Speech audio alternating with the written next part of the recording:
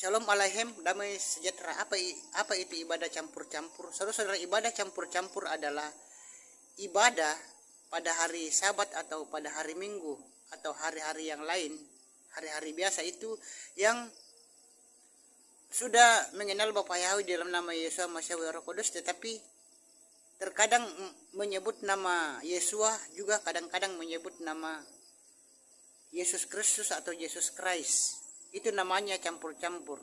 Apalagi kalau sudah menyebut Yahweh tapi masih kadang-kadang juga menyebut nama Allah, saudara-saudara, yang bukan nama Tuhan kita, umat Nasrani, Kristen dan Katolik dimanapun berada saat ini. Jadi saudara-saudara, saya sarankan mulai hari ini janganlah ibadah dengan campur-campur, saudara-saudara. Jadi kalau sudah berpola ke Ibrani, 100% lah berpola ke Ibrani, saudara-saudara. Jangan lagi ke Yunani. Sekian, sampai jumpa. Bapak Yahweh memberkati. Shalom Aleichem, damai sejahtera. Apa yang terjadi jika Roh Kudus atau Roh Kudus itu sudah kembali ke sorga? Saudara-saudara, umat Nasrani, Kristen dan Katolik dimanapun berada saat ini, jika rapture nanti atau pengangkatan, maka Roh Kudus itu akan kembali ke sorga atau samayem. Dan yang terjadi di bumi ini, kalau Roh Kudus ini sudah kembali ke sorga, maka bumi ini akan dikuasai oleh anti Hamasya. Bumi ini akan dikuasai oleh setan, iblis atau antu. Dan anti Hamasya atau setan itu akan berkuasa semaunya dan sesuka hatinya.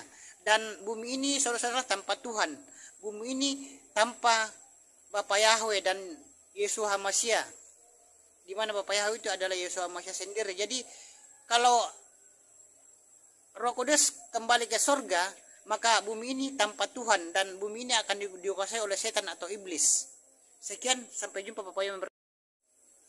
Shalom Aleichem, damai sejahtera. Siapakah yang menghambat anti Hamasya atau setan di muka bumi ini? Saudara-saudara umat Nasrani, Kristen dan Katolik dimanapun berada saat ini, yang menghambat anti Hamasya atau setan berkuasa secara mutlak dan secara penuh di muka bumi ini adalah Ruach Kodes atau Roh Kudus. Jadi Ruach Kodes atau Roh Kudus lah yang menghambat anti Hamasya atau setan berkuasa secara mutlak dan penuh di muka bumi ini. Dan saudara-saudara, kalau rapture nanti pengangkatan, itu Roh Kudus itu akan kembali ke sorga dan bumi ini tidak ada lagi Roh Kudus. Dan bumi ini akan dikuasai oleh anti Hamasya. Bumi ini akan dikuasai oleh setan. Dan anti Hamasya atau setan akan berbuat sesuka hatinya dan semaunya. Dan kita, orang-orang yang rapture atau pengangkatan itu, tidak akan mengalami penderitaan karena anti Hamasya, tetapi naik ke surga. Sekian, sampai jumpa. Shalom Aleichem, damai sejahtera. Kapankah zaman Ruach Kudus atau Roh Kudus itu berakhir? Saudara-saudara umat Nasrani, Kristen dan Katolik dimanapun berada saat ini, zaman Ruach Kudus atau zaman Roh Kudus itu berakhir kalau Yesus Masya itu sudah datang kedua kalinya ke dunia fana ini, saudara-saudara. Dan orang-orang yang memenuhi syarat untuk rapture atau pengangkatan akan terangkat ke sorga bersama dengan Yesus Hamasya yang akan menjadi mempelai pria kita kalau kedatangannya kedua kalinya ke dunia fana ini. Dan saudara-saudara, kalau Ruach Kudus itu kembali ke sorga, saudara-saudara, maka yang akan berkuasa di bumi ini adalah anti Hamasya. Jadi saudara, berusahalah untuk memenuhi syarat untuk rapture atau pengangkatan, supaya kita jangan tinggal di bumi ini yang akan diperintah oleh anti Hamasya yang akan membuat kita sengsara dan menderita. Sekian, sampai jumpa. Bapak Yahweh memberkati. Shalom Aleichem, damai sejahtera. Ada 3 zaman di dalam kepercayaan umat Nasrani dan Kristen. Saudara-saudara, 3 zaman dalam kepercayaan kita umat Nasrani dan Kristen adalah, yang pertama adalah zaman Bapa Yahweh, dan yang kedua adalah zaman Yesus Hamasya, dan yang ketiga adalah zaman Ruach Kodes atau Roh Kudus. Jadi saudara, kita manusia di bumi ini mengalami 3 zaman, yaitu zaman Bapa Yahweh, zaman Yesus Hamasya, dan zaman Roh Kudus. Dan saat ini kita sedang di zaman Ruach Kodes atau zaman Roh Kudus. Dan saudara, zaman Roh Kudus juga ini akan berakhir. Dan zaman Ruach Kodes atau Roh Kudus ini akan berakhir kalau Yesus HaMasyiah datang kedua kalinya ke dunia fana ini menjadi mempelai pria kita. Dan orang-orang yang beriman dan percaya pada Yesus HaMasyiah akan terangkat.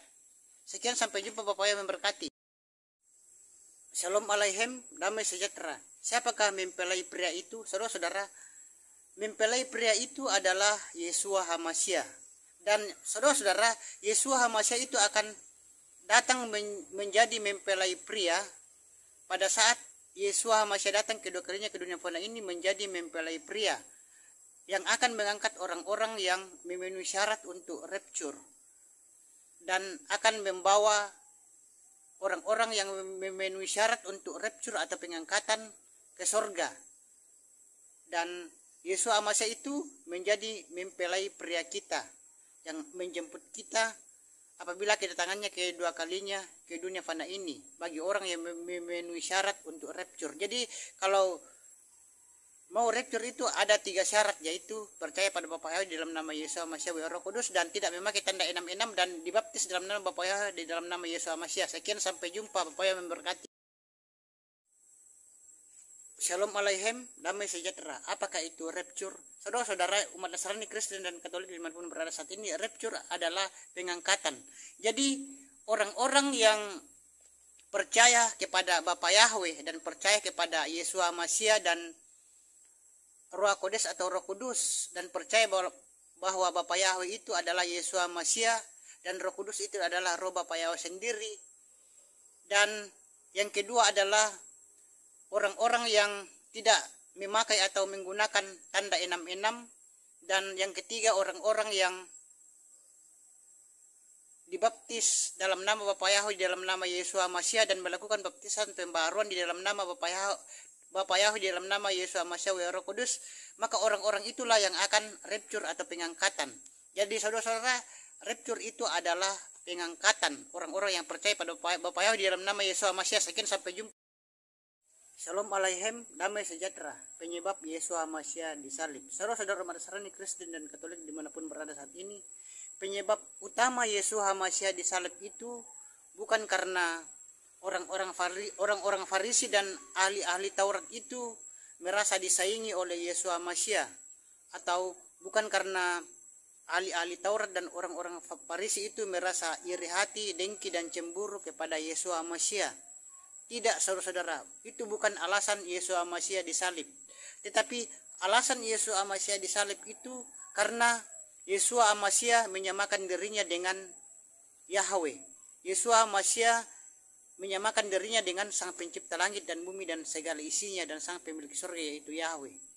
Itulah alasan Yesus HaMasyiah disalib. Dan saudara-saudara, Yesus HaMasyiah itu adalah Bapa Yahweh sendiri yang telah turun ke dunia menjadi manusia. Sekian, sampai jumpa.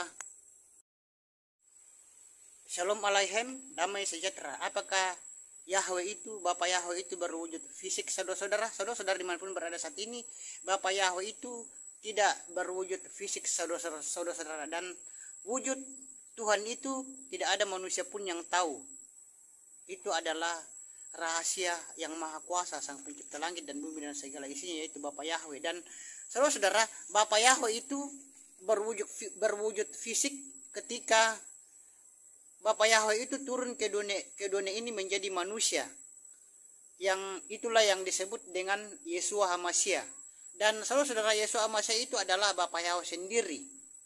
Dan itulah sebabnya saudara-saudara, Yesus HaMasyiah berkata, aku dan Bapa itu satu. Dan Yesus juga berkata bahwa kamu akan mati dalam dosa-dosamu kalau kamu tidak percaya bahwa akulah Dia. Jadi saudara-saudara, Bapa Yahweh dan Yesus HaMasyiah itu adalah satu pribadi. Sekian, sampai jumpa. Bapa Yahweh memberkati.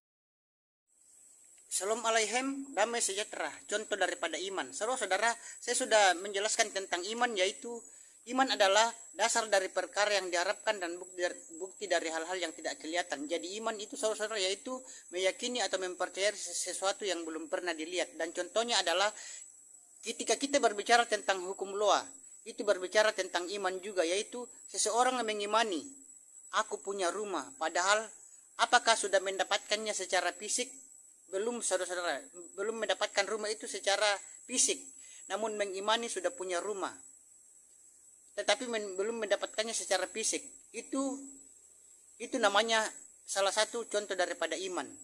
Jadi iman, saudara-saudara, kita harus meyakini atau mempercayai sesuatu yang belum pernah dilihat, itu yang disebut dengan iman. Dan orang yang belum pernah melihat Tuhan Bapa Yahweh di mana Bapa Yahweh itu adalah Yesus Masih sendiri, namun percaya, itu yang disebut iman. Sekian.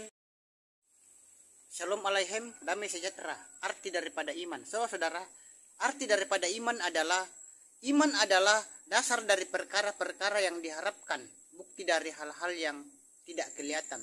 Jadi saudara-saudara, iman itu yaitu meyakini atau mempercayai sesuatu yang belum pernah dilihat. Itulah yang disebut dengan iman. Jadi seseorang yang meyakini atau mempercayai sesuatu yang belum pernah dilihat, itulah yang disebut dengan iman. Dan berbahagialah umat Nasrani, Kristen, dan Katolik dimanapun berada saat ini yang belum pernah melihat Tuhan, belum pernah melihat Tuhan Yesus Masih, tetapi mengimaninya dan mempercayainya. Berbahagialah orang-orang seperti itu, karena orang-orang seperti itulah yang akan mendapat kerajaan sorga. Dan zaman Nabi dulu banyak orang yang sudah melihat Tuhan, melihat Yesus Masih, namun belum mempercayainya. Sekian, sampai jumpa, Bapak yang memberkati.